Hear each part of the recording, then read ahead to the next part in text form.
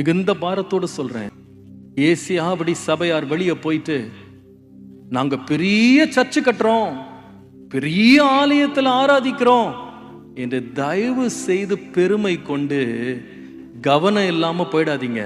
நான் தாமஸ் ராஜை பார்த்து கேட்கிறேன், ஐயா விசுவாசிகள் எதற்காக ஐயா பெருமை பாராட்டணும்? அது அவங்களுடைய கட்டிடமா, இல்லை அது அவங்களுடைய கிரிக்கெட் ஸ்டேடியமா?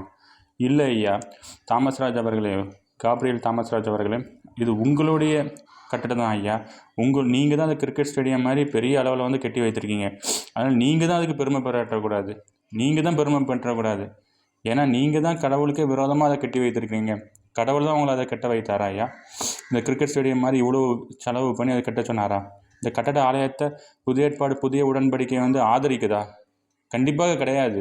அப்படி இல்லாத போது நீங்கள் உங்கள் சுய விருப்பத்தின்படி நீங்கள் பணம் சம்பாதிக்க வேண்டும் என்பதற்காக அந்த கிரிக்கெட் ஸ்டேடியத்தை கட்டி நீங்கள் தசம பாகம் கொள்ளை இப்படி கட்ட